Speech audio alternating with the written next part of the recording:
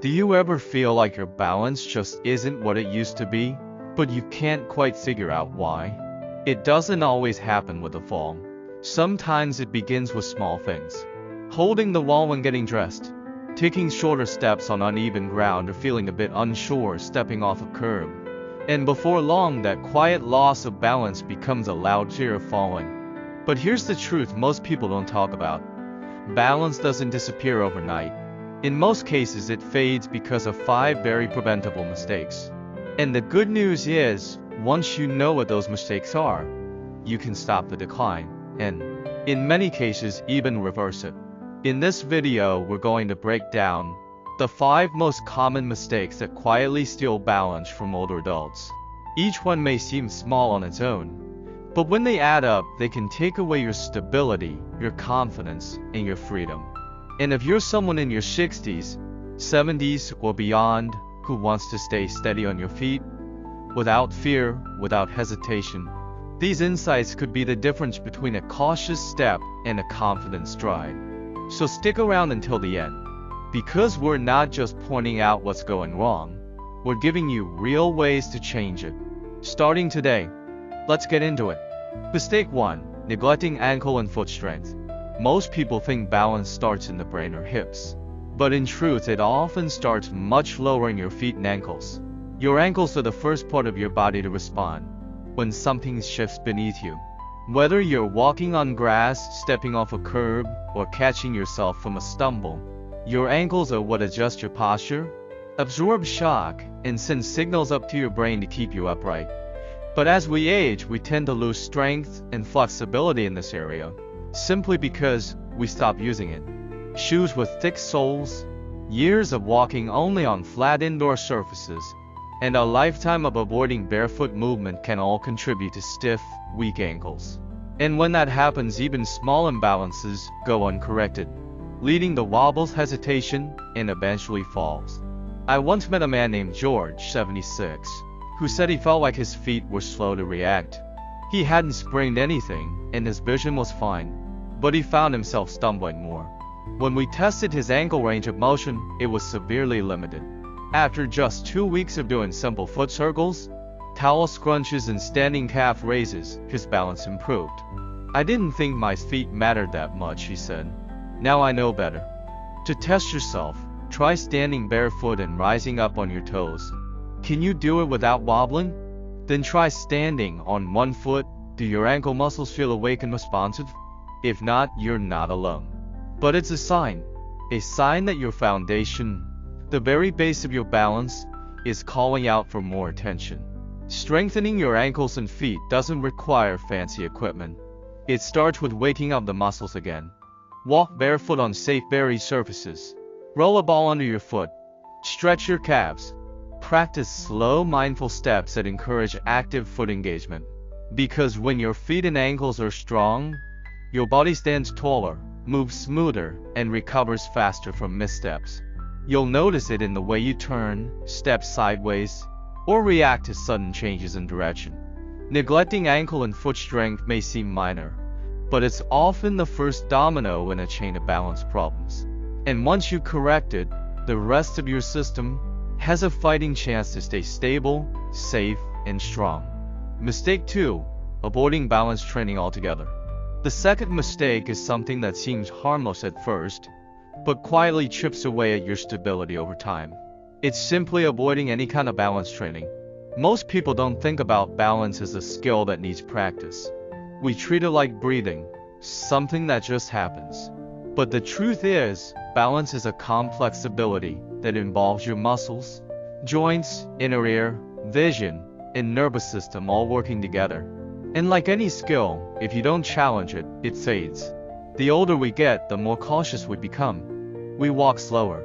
We avoid unstable surfaces. We stop reaching or twisting too far.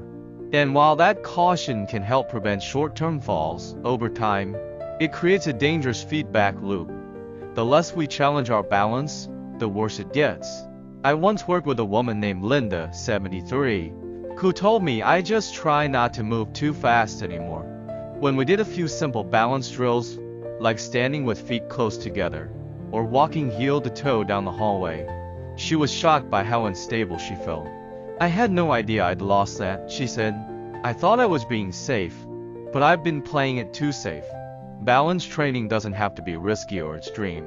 It can be as simple as standing on one foot while brushing your teeth, doing gentle Tai Chi movements, walking in a straight line with arms extended, or even just standing with your feet together and closing your eyes for a few seconds. These small challenges light up the pathways between your brain and body.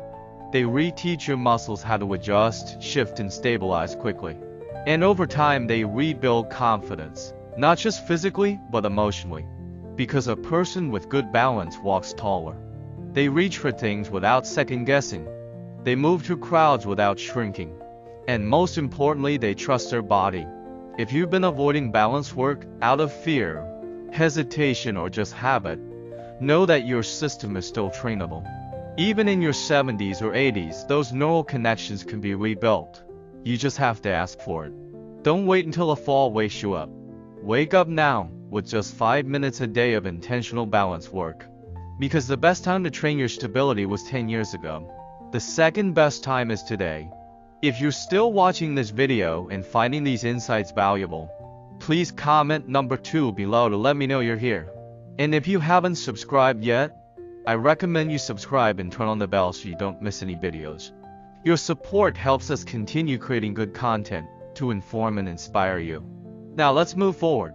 Mistake 3. Using improper or unstable footwear at home. The third mistake many seniors make is wearing the wrong kind of shoes at home. Or worse, walking around barefoot on slippery floors.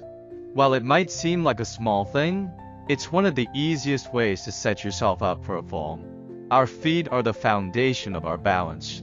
If you're wearing worn-out shoes with no arch support, slippers that slip off your feet, or walking barefoot on hardwood or tile, your feet can't do the work they were designed to do. They lack the grip, support, and stability needed to respond to changes in terrain. I met Jack, 79, who told me, "I used to just walk around in socks even at night." He didn't think much of it until one evening.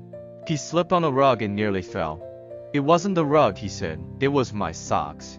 I didn't realize how much traction I was losing." When you wear shoes with thin soles or no grip, your feet slide around inside, making you unstable. Similarly, if you wear shoes with high heels or too much cushioning, you lose contact with the ground, which makes it harder for your brain to make quick adjustments. So what should you wear instead? The best option is shoes that provide proper arch support, a flat sole, and non-slip grip.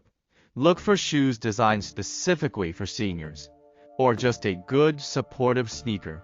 And for indoor use, you'll try slip-resistant socks or non-slip house slippers that fit securely on your feet. The goal isn't to wear shoes just for looks. It's to give your feet the traction and support they need to keep you steady. The wrong footwear, whether indoors or outdoors, can make you less confident and less stable. But proper shoes do the opposite.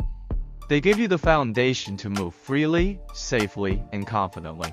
It's one of the easiest fixes you can make today. Check your shoes. Make sure they fit well, provide support, and keep you grounded.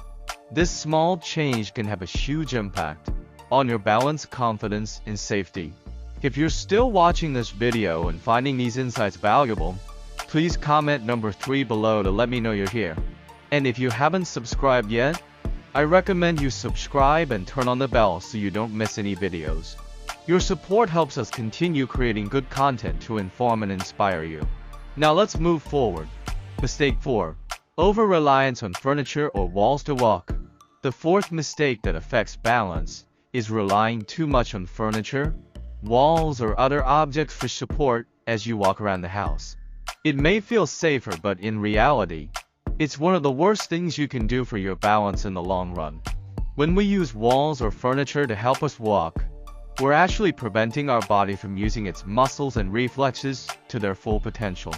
Each time we grab onto a railing or lean on the counter, we tell our body, "I don't trust you to keep me steady." Over time, our muscles become weaker, and our sense of balance gets worse because we've stopped using those critical systems for stability.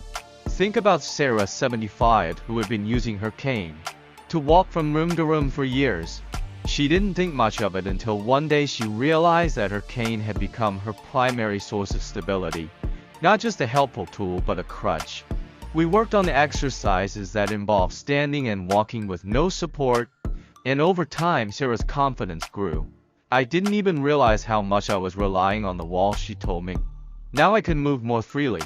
The more we lean on external support, the more we risk losing strength in the muscles that are essential for balance. The muscles in your legs, hips, and core, the very ones that keep you upright, become lazy. They stop reacting quickly to sudden shifts in weight or direction. Try this test for yourself. Walk across your living room without holding on to anything. Can you do it easily, or do you feel the need to grab something as soon as you start to move? If you feel unstable, it's time to start practicing walking without any support. Start small. Take a few steps without holding anything. Then grab a chair or a countertop for balance when you need it. Gradually increase the distance you walk without help. Over time, you'll build your body's confidence in itself. It's also a mental shift. When you stop leaning on things for support, you're telling your brain that it can trust your body again. That simple act of walking without the crutch of external objects can build your independence, your strength, and your self-assurance. If you're still watching this video and finding these insights valuable, please comment number 4 below to let me know you're here. And if you haven't subscribed yet, I recommend you subscribe and turn on the bell so you don't miss any videos. Your support helps us continue creating good content to inform and inspire you. Now let's move forward. Mistake 5. Ignoring vision and inner ear health. The final mistake that contributes to balance loss in older adults is neglecting vision and inner ear health. Many people don't realize that your balance is directly tied to what you see and how your brain interprets those visual cues. If your vision isn't sharp, your brain struggles to process where your body is in space. Similarly, the vestibular system, or the inner ear, plays a huge role in helping you maintain equilibrium. As we age, both vision and the inner ear system tend to weaken, leading to a higher risk of imbalance. For example, Tom, 80, was always very active but started noticing that he would stumble more frequently, especially when walking outside or in unfamiliar places. At first he thought it was just age catching up with him. After a visit to the eye doctor, he learned he had significant vision issues, which were making it harder for him to gauge distances and navigate uneven ground. Similarly, his ear health was declining, making him less aware of small shifts in his balance. Correcting both of these issues helped him immensely. He got updated glasses, and his hearing was improved with a hearing aid. I never realized how much I was missing, he said. Once I could see and hear better, I felt like I had my balance back. What's important to know is that vision problems and vestibular issues can be treated. Regular eye exams and checking for any signs of hearing loss are essential. Make sure you're wearing glasses that provide you with the clearest possible vision. And if you experience dizziness or vertigo, don't ignore it. See a specialist who can assess your inner ear health and recommend treatments if necessary. Many people simply accept the gradual decline in these areas as part of getting older. But addressing these issues early can be a game changer in maintaining your balance. When your eyes and ears work together, they send reliable signals to your brain. Your brain then uses these signals to adjust your movements and maintain your equilibrium, so you don't have to worry about sudden stumbles. Don't let poor vision or an untreated vestibular system steal your stability. By staying on top of eye and ear health, you're giving your body the best chance to stay balanced, steady, and independent. If you're still watching this video and finding these insights valuable, please comment number 5 below to let me know you're here. And if you haven't subscribed yet, I recommend you subscribe and turn on the bell so you don't miss any videos. Your support helps us continue creating good content to inform and inspire you. Now let's move forward. Final thoughts. So now that we've covered the 5 most common mistakes that lead to balance loss, let's think about how you can make changes in your own life. It's not about perfection, it's about being proactive. Each of these mistakes can be corrected with a little awareness and some small, intentional steps. Strengthen your ankles and feet. Make balance training a part of your daily routine.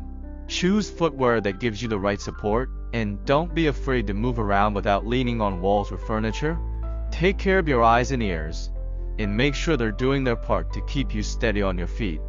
These small changes don't just help with balance, they help you feel more confident in your daily activities. Whether you're going for a walk, playing with your grandkids, or simply getting up from the couch, good balance is the key to staying independent, mobile, and free. And the best part is that it's never too late to start. Even if you've struggled with balance in the past, it's possible to regain it, and often even improve it. By being mindful of these mistakes and correcting them, you'll be well on your way to a stronger, more stable future. Remember, your balance is a reflection of how well you've taken care of yourself over the years. And if you focus on these areas now, you'll be setting yourself up for a healthier, more confident future. One where you can continue moving, walking, and living fully for years to come. Thank you for joining us today. We'd love to hear from you. Leave a comment below and share one thing you learned today and how you plan to use it in your life. Your thoughts are important to us, so don't hesitate to share them. Reading your comments gives us great motivation and encouragement. If you enjoyed this video and found it helpful, please like, subscribe, and share. Your support helps us continue creating good content to inform and inspire you. Thanks for watching, and we look forward to seeing you in the next video.